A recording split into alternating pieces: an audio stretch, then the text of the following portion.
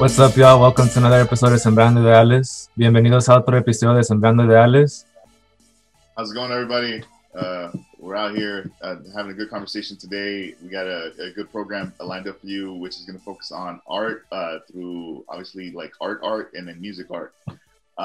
And one of our regular, obviously, hosts, Guillermo. I don't know if y'all know. He doesn't really talk about it too much on the show, but he's a lyricist.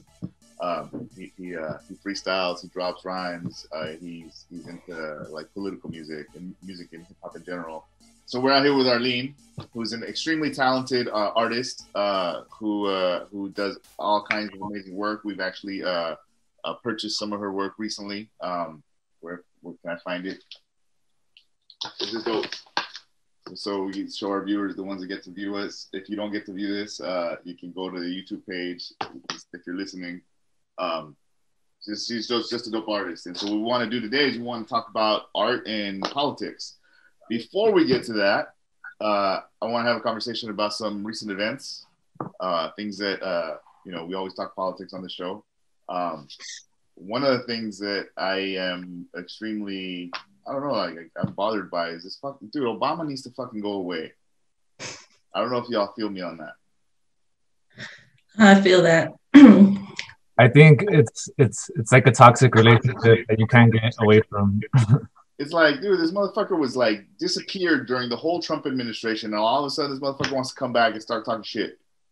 Like, where the fuck were you? Where the fuck were you? Like, honestly, where were you when Trump was doing all his fucking damage? You ain't saying shit, and all of a sudden you got something to say. One, the only times you come back, the only times you have come back this whole entire time that Trump has been fucking shit up, has been when you want to get rid of Bernie.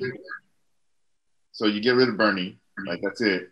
And then you talk shit to the Black Lives Matter protesters, like right when they're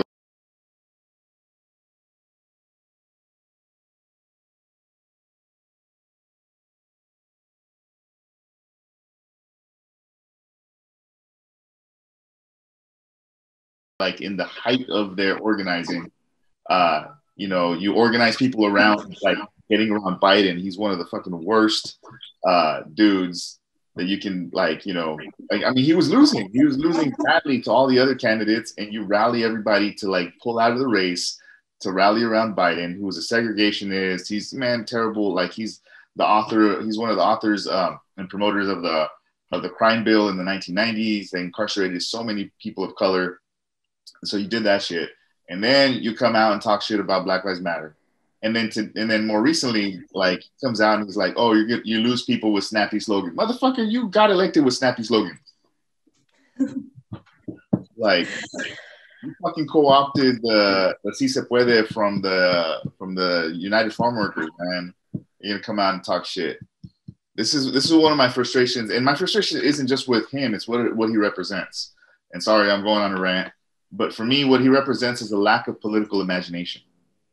And if anything, this organization was started because I wanted people to think beyond what's possible. Like, if you only think about what is possible, you're gonna fucking limit yourself to what is like conceivable. You got to think beyond that shit. The whole point of the Foundation for Economic Democracy is for us to rethink a new world.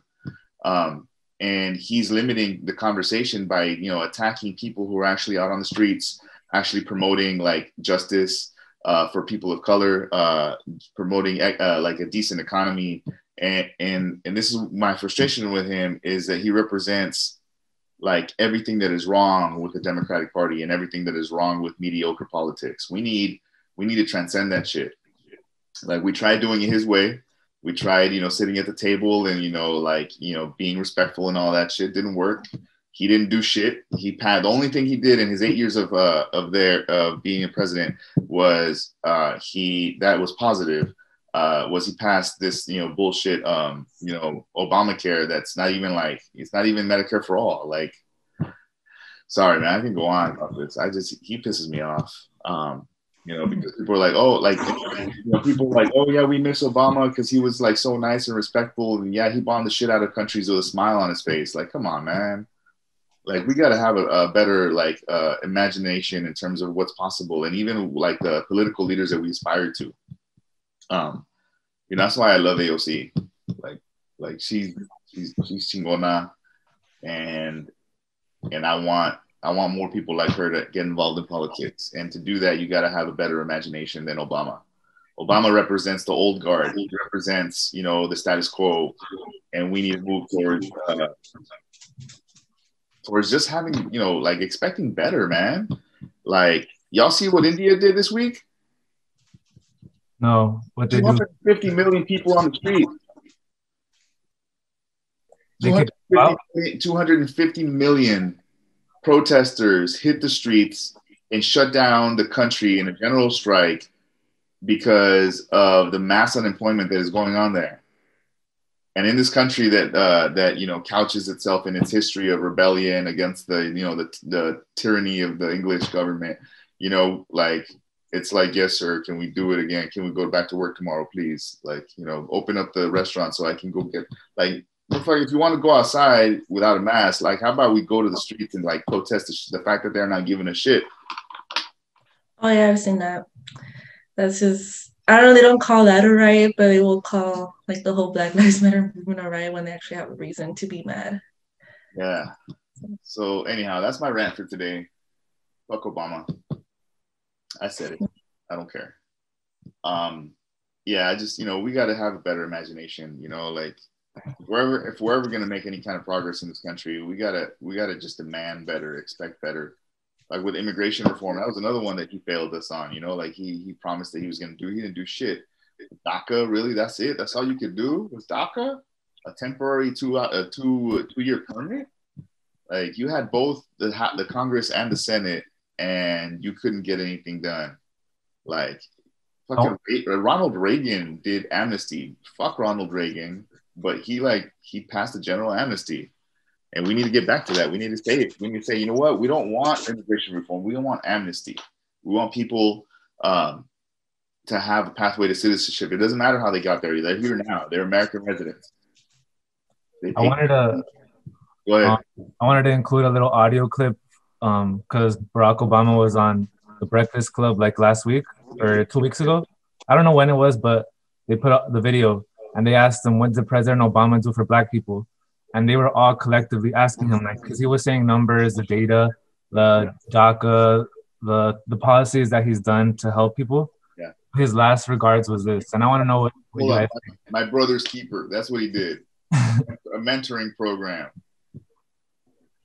So this is his response, like his final response, because he was like, he didn't know how to respond to the question, like, straightforward. So this is like what he lastly said. A lot of my policies were targeted towards people most in need. Those folks are disproportionately African American. Now, the truth of the matter is, gentlemen, at the end of the day, there is no way in 8 years to make up for 200 years. Absolutely. There's something so that was his final response. Like, oh my God, I can't. He's targeted to the most in need. Some of those African American. You know what? I've never liked the way that he talks to Black folks. Honestly, if you pay attention to how he gives graduation speeches at Black colleges, and how like when he talks to like crowds that are largely African American. Like, it's always a pull yourself up by your bootstrap fucking conversation. It's really condescending. It's, you know, it's, you gotta, and I, like, it just pisses me off, dude. Like, bro, you're somehow you're giving, you know, yeah, you worked hard, whatever, like, you've given, but at a certain point, somebody said, hey, we like this Black person. Let's give him some fucking scholarships and send him to the best schools. And at that point, like, you know, he ceased to have a connection to, like, you know, the working class. I didn't even talk about that shit too. Did y'all hear about what he said in his new book? No. What did he say? This motherfucker read Marx to hook up with girls. Like, he literally said that shit. He said that he started reading Foucault and Marx and like Marcuse and some of these like theorists because of the girls that were reading that shit. because they were like the sexy, like, you know, he uses some language like the potential lesbian one or the bisexual girl. Like, for him, this shit was a way to get at girls. That fool was literally reading like radical literature, not because he cared about what it actually said. I'm pretty sure he didn't even read it, honestly. I'm pretty sure he glanced at it and like just like carried the book around so that, you know, he can seem like he was interesting and radical to the girls that like were interested in that. But like if he actually bothered to pay attention to any of it, he would understand what's wrong with this country. And what's wrong with this country is that capitalism is fucking it up. That all the wealth goes to the top. That's not an aberration of capitalism. The fact that that what's his name, Jeff Bezos, you know, has made he's made billions of dollars while, you know, we're facing an eviction crisis in this country is not an accident. It's not because of greed. That's the system. That's how it functions. That people's surplus value is taken from them, and it doesn't matter what conditions. It doesn't have to be an epidemic. Right now, we're seeing it because it's live. Like normally, when everybody has at least enough to like pay their bills and shit, like, you know, people don't pay attention because they're busy working. But right now, with so many people unemployed, with so many people facing evictions, all of that, you have the situation. Where people are like seeing naked capitalism. Like normally that shit's clothed because, you know, or it's, you know, it's out of sight because we're too busy grinding, right? And if he bothered to actually read any of those books that he mentioned in his fucking book, which obviously he didn't give a shit about, he actually might have learned something. To the point where, you know, even I think Robert Kennedy took it more seriously than he did. You know, there's documented cases that Robert Kennedy was reading this stuff because he was genuinely interested in figuring out how to end poverty in this country.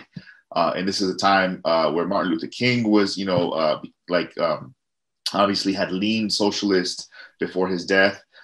This is a time in American history where, you know, like people were really trying to figure this out. I mean, Lyndon Johnson, you know, passed the Great Society because he wanted to start a war on poverty. Well, the only way to end poverty is you end the hoarding of wealth. And the hoarding of wealth happens because capitalism is a system of hoarding wealth. And yeah, so like I was laughing, dude. I was laughing out of anger. I don't know if you guys have ever done that before, where you get so fucking mad that you can't. It's just like you can't. So all you can do is laugh. I have to laugh. Yeah, I just have to laugh. That's kind of weird, but I can see that. Like, you know, I've been in this too long, man. Like y'all are young, so maybe it doesn't happen to you, but like for me, is if I got angry every time I got angry, I wouldn't have energy for shit. I'd be pissed all the time. And you got to redirect that energy somehow. For me, it's laughing at this clown. He's a clown, man, and he needs to shut up and go away. You know what's going to end up happening to him is if we get the Senate at any point in the next administration, where he's going to become a Supreme Court justice. Like, and you know, for that purpose, he's qualified. He's more qualified than Amy Coney Barrett, like for sure. He's more qualified than any of the other recent Republican appointees. But anyhow, those are just my rants for today. Thank you all for sitting with me. I know that I can get long-winded, but let's go ahead and move on to our conversation today. So we're here with Arlene and Guillermo. And so why don't y'all tell us a little bit about, and let's start with Arlene, about how you got started with art. You know, when did you realize like, hey, this is something I really enjoy doing and I want to do? And also, I think that what's important here as a working class kid who likes art and is good at it, like, how did you fight this? Maybe you can include this somewhere. How did you fight the impetus that in our communities you're told like, oh, you can't make money with that? How do you still fight that? Maybe you still get told that. Yeah. So I've always been drawing since I was a kid, but I got more serious about it in high school. That was mostly because, you know, I live in LA and there's graffiti everywhere. And I always thought that was super cool. Like, oh, like how do you get up there? Like all these like weird ass characters and lettering. And also a lot of my friends were writers as well. So I wanted to do that too. And that's when I started getting more serious about it. And I've never thought about college when I was in high school, especially here when I was, for my first 2 years, I was going to Franklin High. I just wanted to draw. That's all I wanted to do. And, but my mom, my whole family, they were like, oh, like, oh, we're always going to be pobre, nunca nos sacar en la pobreza. Like, you guys are just, like, I'm just going to be poor. And we're not going to acquire any generational wealth or any of that stuff. So I believed it. So that's why I started, like, looking into college. But it was because of my mentor. She told me like, oh, there's Chicano Latino studies. And I'm like, that's the only thing I'm interested in to go to college for. And that's how I started. That's why I started going to college. It's just for that reason that, oh, I should have a reliable job. Not a reliable job as a teacher or something like that. But then I started like learning, like I just started like getting like tired of college, honestly, and like I was just thinking like, what am I doing? I'm not doing what I love. So I got back into it and I started doing commissions here and there, and I still deal with it too. Like right now, like I tell my mom like, oh, I want to work like at a tattoo shop or something like that, and like she supports me more than before. But when, you know, when we have like family reunions and like all my other family members are doing like jobs that pay well, and like social work or something in the office, like, or even being a cop. Like I have some relatives who wants to become a cop. They think that that's so cool that they're gonna become rich. And then they'll be like, oh, what are you doing? And I'm like, oh, like, you know, like I want to become a teacher, but I also want to be an artist and this and that. And they just be like, oh, like not even a teacher, not even, they also say like a teacher doesn't even do good either. And then you want to be an artist too, like how will you focus on this and that? Like they don't really like pick, like they don't, it is not relevant to them when I start speaking about what I want to do with my life because it doesn't make money. And you know, like, you know, to a certain degree, I grew up in a household where you know, when I majored in Chicano studies as an undergrad, I understand that because my dad was like, well, what are you going to do with that? You know, he was obviously concerned about my well-being financially because he struggled, right? So our parents, our family, they want us not to struggle. But it was hard for me, like, you know, is it hard to try to translate like your vision of your life, your imagination of what you want your life to be to people who don't get it? Yeah, and I was like telling them, I'm like, being a teacher's not so bad. Like you get the whole summer off, you get weekends off. Like yeah, like okay, it's not like the best paying job, but like at least I get a break. Like who wants to work all the time? Like if you have that mentality, like I feel bad for you, to be honest. Like I don't want that life. Like I see my mom waking up like 4 in the morning. Well, not right now. She got her papers this year finally, so she has a better job, but like for 22 years she's been working at a factory, waking up like 3 4 in the morning and coming back exhausted as fuck, and then like all these poor conditions that they had. And I see my mom tired all the time. I was like, I'm like, I don't want to work just to make money. Like yes, I do want money, but like I don't just want to work and just money and that's it, and there's no like fun out of it. That's one of the things that, you know, like we're trying to reframe people's minds around, like, you know, work is so that you can live your life. Obviously, when you don't have an opportunity to have good work, you do that, right? But like young people like you and like, you know, I had the opportunity is you know, like I guess sometimes people tell me like, well, you know, how much money do you make? And they'll be like, well, I make more than you. I was like, well, that's good for you, fool. But like, you know, fucking my days are like chill. Like I teach a couple times a day. I grade some papers. Like it's, for me, it's quality of life, you know, and I can travel whenever I want. Like, you know, if I need to take a week off, I can't. Like it's like not stressful. And these people, you know, yeah, they make more money than me, but they're working fucking 7-8 days a week. You know, obviously there's not 8 days, but you get what I'm saying. What about you, Guillermo? How did you get started into your craft? Ever since I was like younger, I knew I liked music, and I before I had the idea that I wanted to manage artists, like in high school and stuff. Like okay, I had that. You first get into? I'm curious. And like how Arlene, this applies to you. Like in terms of music, like because I like, even though you do more like drawing art and Guillermo does more, like I'm interested in sort of like what your influences were. So once we get Guillermo says his piece, sorry I interrupted Guillermo. Oh, it's okay. Like what kind of art did you first get into, and also music? Was it like banda? Was it? I'm just kidding.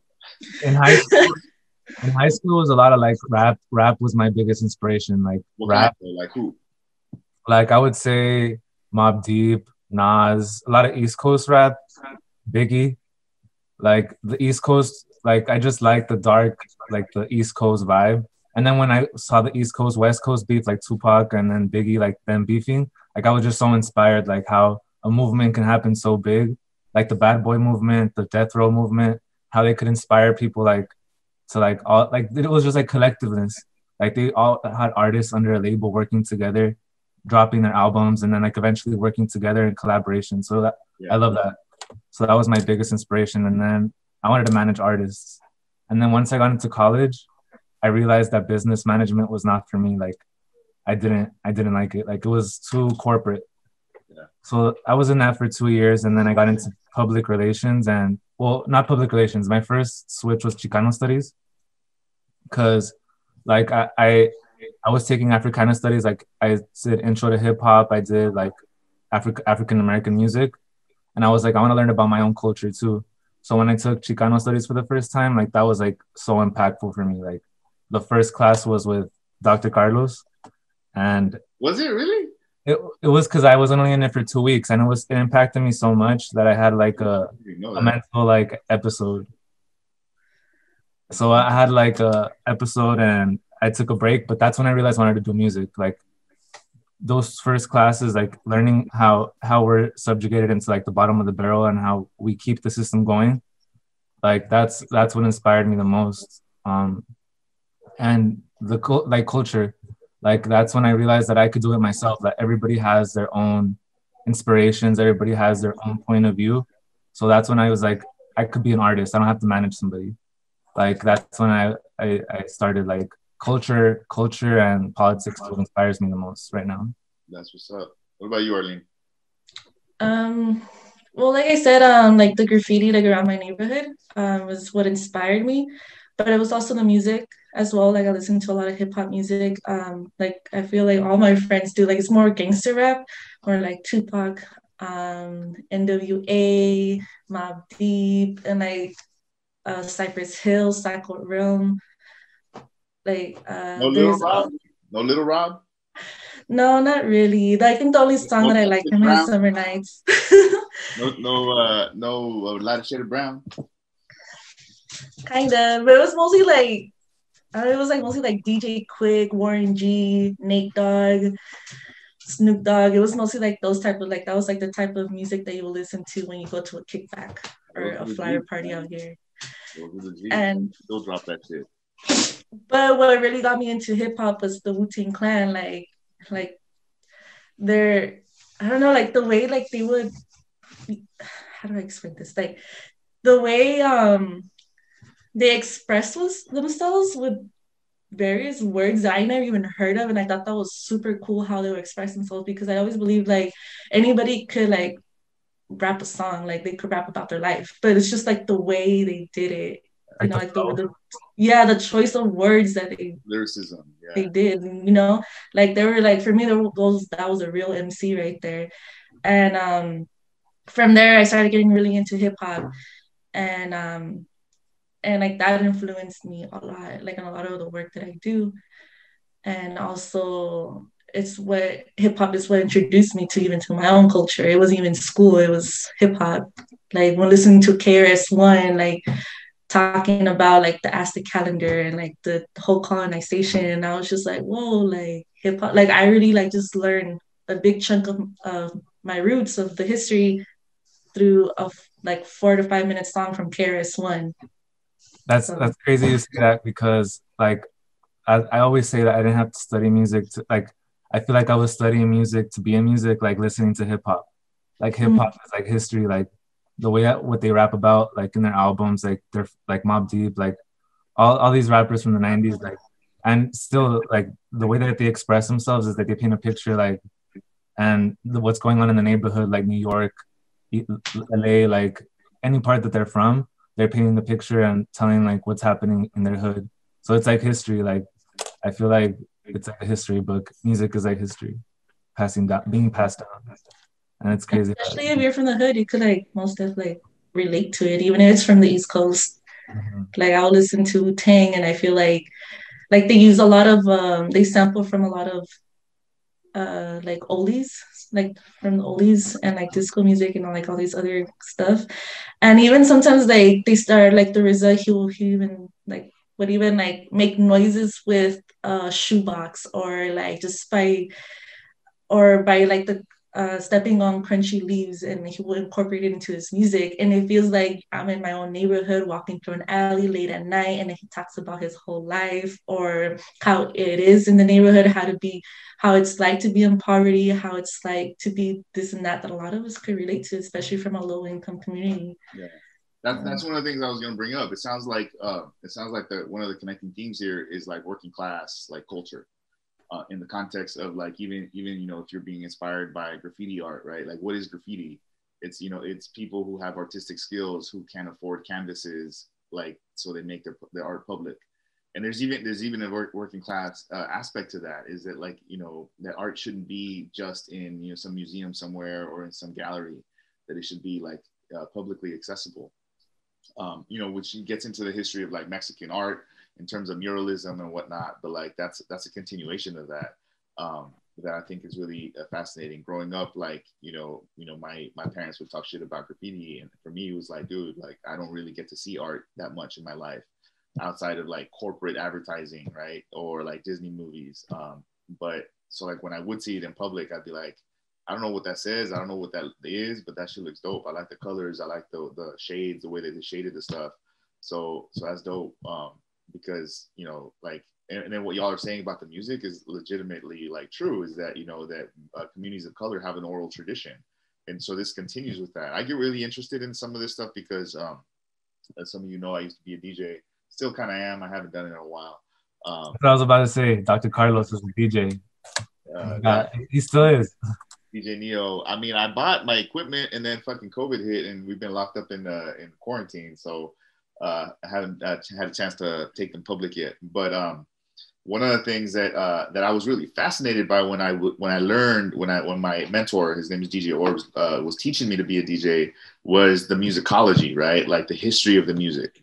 So I was fascinated. I grew up on house music. So I was like, I listened to hip hop, but like for me, I was in high school in the era when everybody was going to like house parties, and at those house parties there were the like ditching parties, and it was all the rebel crews, and so in that generation it was all house music. And when he was teaching me DJ when I was in college, like he was like, where it originates? And I was like, nah, what's the, like, where does it come from? He's like, house music comes from disco, and there was a period in which disco became associated with people of color and also the LGBTQ community, and because of that, there was racism and sexism and heterosexism against disco that pushed it underground. Like any kind of disco club was terrorized by these fucking racists and these people who were like, not tolerant, right? And so what they did is, instead of like having, Saturday Night Fever, that shit was public, right? But there was a period where like there was a rebellion against disco because of this racism and this, this fucking hatred, right?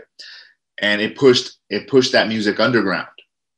And so what people started doing is started renting out warehouses, and they started playing that music there. And so in that music, disco started evolving as an underground music, specifically in communities of color and the LGBTQ community. And so what happened was, like, as it evolved, people were like, hey, are you going to go to that party? What party? The warehouse party. And, oh, the music that they play at that warehouse parties is dope. And then that got shortened to house music. Like, oh, the warehouse music. Oh, the house music. And so just the history of music, I think, is really fascinating from a person who's never actually studied it. Like, I've never taken a class on music history. I think I took music appreciation, but it was all that classical shit that they try to teach you, which I ain't got no beef with that. I actually like classical music. But like the way in which music is so much, like, it's so interconnected with with like working experiences, with lived experience, with culture, with politics, with like that, and just even history itself, like you mentioned, like Guillermo, that like for you, like the music was the history lesson. I think that's just fascinating. And it's crazy because it's all that, like those elements like that, like hip hop, it was like DJing, the graffiti, the breakdancing, the rapping himself, that the emceeing. And what's crazy is like learning about the history of hip hop. Like it's crazy how it is working class struggle, and it was like hip hop was formed to not like as a resistance from the gangs that were already have like not resistance, but like it was like from the violence that cops were causing to gangs. So like they wanted to form each other, and like, and it's crazy because learning about it, like the Bronx, it's a heavily African American and Latino community, like Puerto Ricans, Dominicans, and it's that fusion of Latinos and African Americans coming together to create the art, the sounds, like, and then the what do you call it, the oral history passing down that African Americans have had since like centuries ago, and fusing that together is like collective. That's what I like. It's like working class collectiveness. Like hip hop is collectiveness. It's like working together, collaborating, sampling, informing each other, like, you know, challenging each other. Like, you know, you mentioned earlier with the East Coast, West Coast thing, like they, you know, the fact that they were in conversation with each other meant that they, like, you know, that they developed new shit out of that. Yeah. Especially when they began collaborating. That's dope. All right. So at what point did this become political? I mean, you guys have already kind of answered this, but at what point did you recognize that this music was political, or that this art is political, or that you want to do political like work through your craft? Well, like I said, it was hip hop, but what got it like more like political, like I started doing graffiti and like all that other art stuff before I, knew about all this other stuff and how corrupt the whole world is and all that stuff. It was when I learned about the East LA blowouts. I was a junior in high school. My English teacher brought up Corky Gonzalez. I read it and it was like, I thought that was really, really cool. Like that's the first time learning something like that. And then we had like this. I didn't have the opportunity to learn about that shit until I was in high school. So that's dope. Sorry. Yeah. So go ahead. Keep interrupting. And then like we had like so I was going to a school of arts in Pomona. It was like for my last 2 years. And our teacher, she was a Latina. She didn't really like talk about like history or stuff like that. It was just like that one poem. And then we had to do like as the whole like class, we had to do a project on a social event. It could be environmental justice or whatever it may be. And on the list, like I didn't know any of those events. And I saw East LA blowouts. And I'm just like, I live in Northeast LA. Like, this has to be something related to it. Just because it said East LA, that's the only reason why I chose it. I didn't know anything about it. I saw the whole movie. I did my research on it. We had to make a song out of it. So I was an MC for a day. We had to make a whole song out of it. And I was really inspired by, Sal Castro and like all these other people and like that was part of the East LA blowouts, and it was like something that happened like really close to where I live, and I was completely inspired. And then from there, like I started doing my own research, and then also like at that time I was living in Pomona for my last 2 years. For my last 2 years of high school, and while I was out there, I would come back and visit like my mom. I would see a lot of change in my neighborhood, and I'm like, damn, like what's going on? Why is there a lot of hipsters? Like, were all these coffee shops popping up? Like, why is everything more expensive? And that's when I learned about gentrification, and I was so mad about it. And like I didn't even know why I was so mad. Like at first, I was just like, I didn't know what gentrification was, but I was like, fuck gentrification. Although I had no idea what it meant. They just told me, oh, it's gentrification.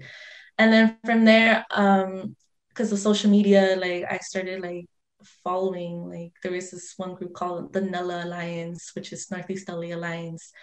And when they will post like their meetings, like I will go to them, and I was taught by like community members and elders about what gentrification is and how to explain it to your family in Spanish, because like my mom didn't understand what it was. And when I would rant about it, she would be like, what are you talking about? And so it was because of that. And then also my first Chicano class ever was in community college with Dr. Orozco. He was like one of the first professors ever to be, well, that's what he said, I don't know, to be hired as an ethnic studies teacher. He already retired. And he also taught me so much, like more like about the history. Like I just knew about like East LA blowouts and gentrification before that. But yeah, that's how I started.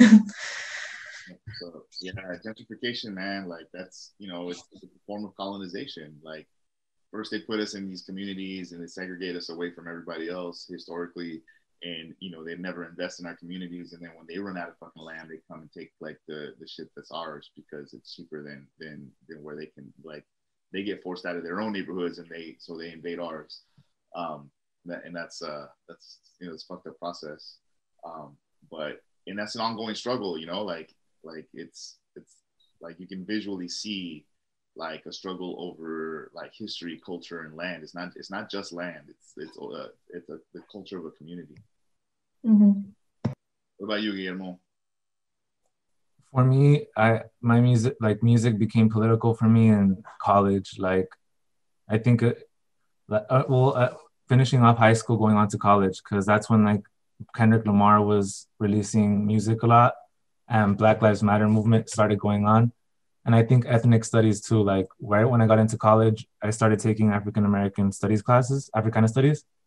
And like that opened my eyes into like the corruptness in the government, like listening to what Kendrick Lamar was saying, connected with the Black Lives Matter, like everything's gonna be all right. He dropped that song. And I was like, damn, like this is all going on. And then he drops this song and it's like, music can have an impact with movements, like if you're being real about it. So that's what really inspired me then. And then MIA too, she dropped the song Paper Planes, like all I want to do is, and that's about immigrants. That's not like, I fly like paper, get high, I like planes. If you catch me at the border, I got leases in my name. Like that's, she really, and she's an immigrant. She's a refugee from Sri Lanka. She fled civil war and she became an artist. So I was like, if me, a son of a gardener, like people that came straight from the rancho, like if I talk about my experiences and I like we've immigrated, like we're already here, like I have an opportunity to do something because I have papers.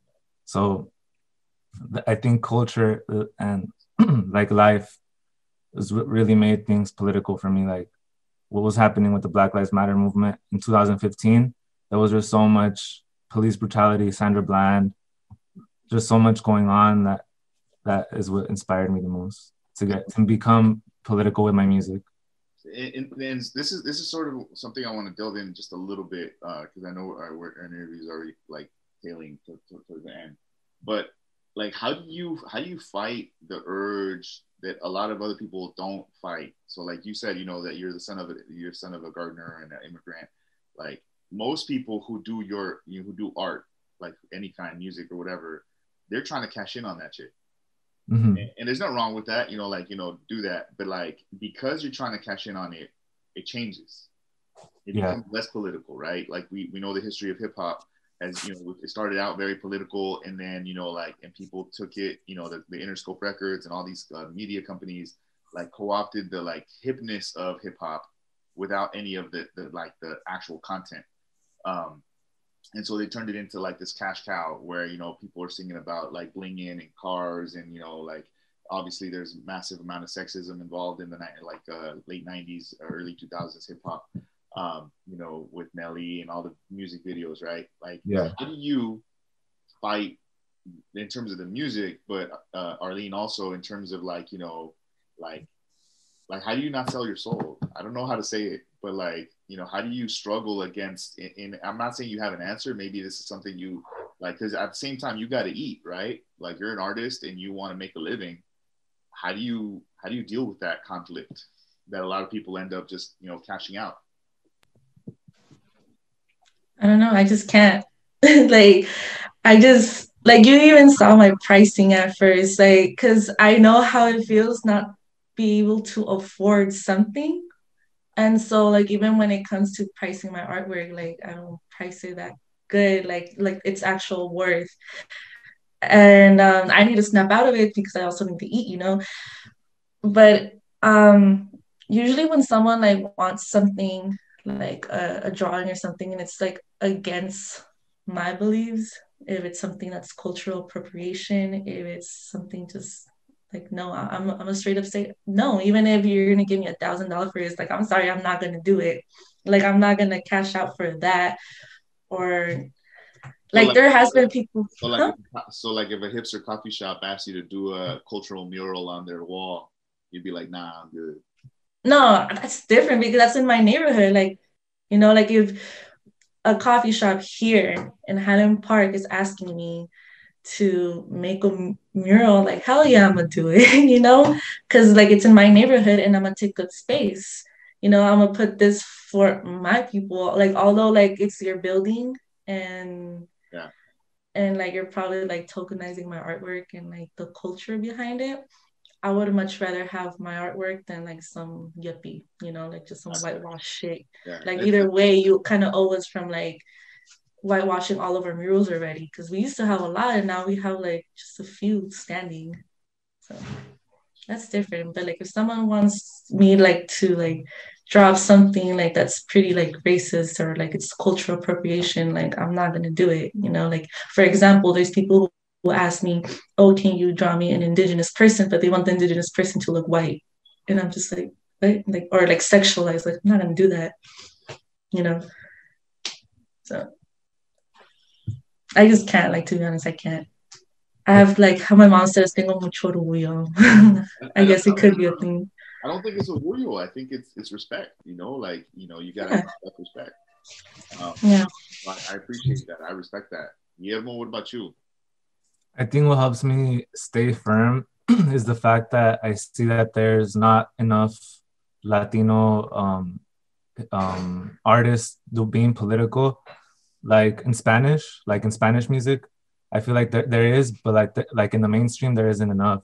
So I feel like I want that same fact inspires me to keep being firm and to not like monetizing it and not just trying to make music to make music for people to like for it to blow up. Like I don't want to make music that means nothing.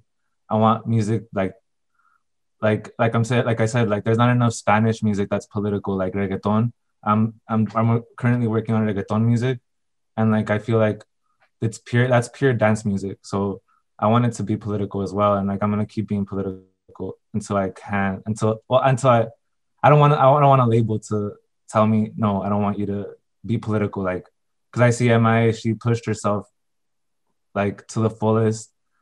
She flipped the finger off at the Super Bowl. She got sued for 18 million, something that just for a middle finger, and she deserved it. I mean, they deserved it because of the way that she got treated throughout the years, like in the music industry for being political.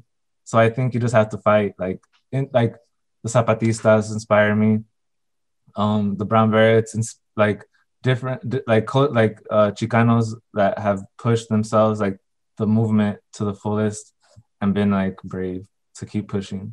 That's dope. I think that's what I'm hearing from y'all is one of the things that I really love about my inspiration of the Chicano movement and other sort of social movements is that like it's not about us as individuals. Like it's not enough for me to make it individually. Like like yeah, Guillermo and Arlene, y'all can like individually make millions of dollars as artists, but like that only helps you. That doesn't help like the community you came from. Like unless you start buying shit out, unless you start buying all of Northeast LA and saying, all right, now this is all like, we're going to do some dope shit with this.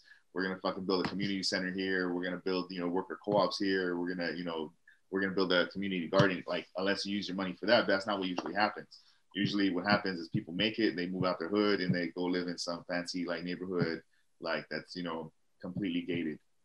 And so I appreciate y'all sharing your thoughts with us about, your artwork, your craft, and having this conversation. And let's wrap it up with what do you all have to say to people who are aspiring artists, either in music or in print or drawing? Or I know I'm not saying this right. I apologize, Arlene. I don't have all the artistic language. But what would you say to people who are interested in doing what basically y'all are doing, which is like continuing this love that you have for your craft, but at the same time that you wanted to support some kind of social change or be political. Que les valga lo que los otros dicen. Like, that's something that I wish someone told me when I was younger, like I could have, like, honestly, I would have, if I could go back, I would have majored in art and minor in Chicano Latino studies, not because like it's better or anything. It's just that's more of my passion. Although Chicano Latino studies is also part of it, but I feel like I could express myself better through the arts than like writing an essay. It's just like I feel like I feel like that's just not me. Like school, I never liked it, but I do like learning stuff. And with art, like you just like doing something like that, especially growing up in a household that's very traditional, or they come with the belief that you have to be a lawyer, a doctor to be someone in life. They're always gonna tell you that, like, because they make more money. Just know, like, if there's a will, there's a way. Like, if you really want to make a living out of your art, you just gotta be consistent about it. You gotta put in some work, and it won't feel like work because it's something that you love. So just like, who cares what other people say? Like, who gives a fuck? Like, just don't listen to them. They're most likely not even content with their life or what they're doing. So just do you. Yeah. That's what's up. I love that. I agree. Like, I think you should not be afraid to be you and to express yourself, and expressing yourself is something that I recommend doing, like, especially if you're working class, especially if you're going through struggles. Like, expressing yourself helps with creative freedom, and then it's like therapeutic. And also I recommend taking ethnic studies classes, like, for real, like that. I feel like taking an ethnic studies class prepares you even more to be able to like connect with your culture and connect with people, because like it just helps you connect in general, like form a connection.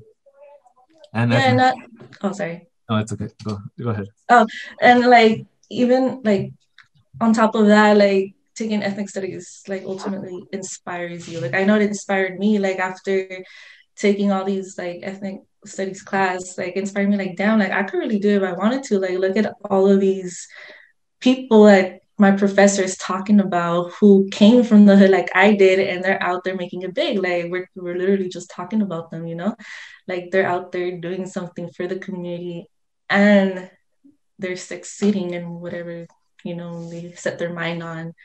Like for me, like it really motivated me. It made me want to do what I'm doing now, or what I really want to achieve, because of ethnic studies. Puts it in perspective, Yeah. Awesome. So again, thank you so much, both of you, for the candid conversation about your craft. We really appreciate it. If y'all want to get a hold of Arlene, just hit us up. We'll put you in contact with her so you can get some commissions. Like, highly recommend her work. It's heartfelt. She takes her time with it. It's quality work. It's dope as shit. Amazing. Thank you. Also, if you ever want to hit up, get a DJ to play for any occasion, hit up Dr. Carlos. Not quinceañeras though. I don't do quinceañeras. I explained. Oh yeah, no quinceañera. Why? It's nobody's ever happy at a quinceañera. So all the young people want to hear all the new stuff, and you play the hip hop and all. They're happy, but some of it's booty grinding stuff. And all the adults are pissed off because you're playing hip hop, and all the adults want to hear the older paisa stuff, which is cool. I like both of that stuff, but like every time I've done a quinceañera, like there's half of the room is staring at me like angry, and so I don't love my craft when I'm in that kind of space. Not at my quinceañera. It was all Spanish music. Everybody was happy. Yeah, well, that's the other one, right? Like you have to know what the adults want, and then some of the young people are like, man, like this is cool and all, but they want a little bit of variation. But yeah, so that's why I don't do quinceañeras. Yeah, when this is over, the foundation is gonna throw a party somewhere. Like we're gonna, as a fundraiser, we're gonna throw a party somewhere. I'm gonna bring together as many people, former students, supporters of the organization. We'll have some vendors. We have, so like if obviously you want to sell some artwork, we'll do some. We'll figure some shit out. But like I've been itching for. So keep your distance, y'all, so we could do this.